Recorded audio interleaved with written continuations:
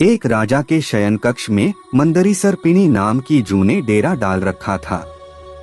रोज रात को जब राजा जाता तो वह चुपके से बाहर निकलती और राजा का खून चूसकर फिर अपने स्थान पर जा छिपती। संयोग से एक दिन अग्निमुख नाम का एक खटमल भी राजा के शयन कक्ष में आ पहुंचा। जू ने जब उसे देखा तो वहां से चले जाने को कहा। उसने अपने अधिकार क्षेत्र में किसी अन्य का दखल सहन नहीं था।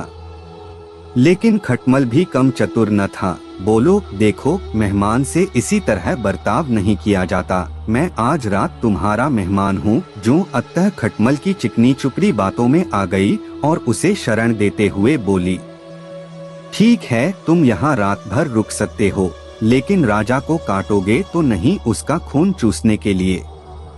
खटमल बोला, लेकिन मैं तुम्हारा मेहमान है, मुझे कुछ तो दोगी खाने के लिए, और राजा के खून से बढ़िया भोजन और क्या हो सकता है।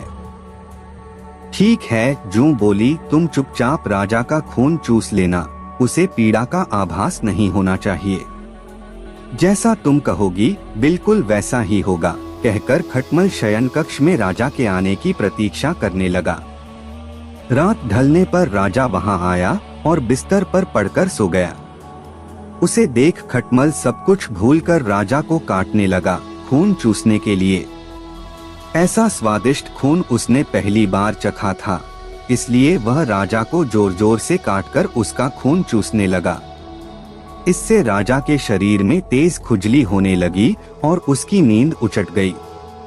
उसने क्रोध में भरकर अपने सेवकों से खटमल को ढूंढकर मारने को कहा। यह सुनकर चतुर खटमल तो पलंग के पाए के नीचे छिप गया, लेकिन चादर के कोने पर बैठी जू राजा के सेवकों की नजर में आ गई। उन्होंने उसे पकड़ा और मार डाला।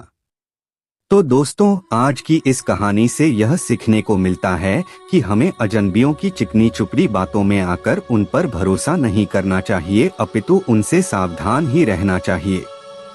तो आज की कहानी यहीं समाप्त होती है। यदि आपको यह कहानी पसंद आई हो तो हमारे चैनल को लाइक करें, शेयर करें और सब्सक्राइब करना न भूलें।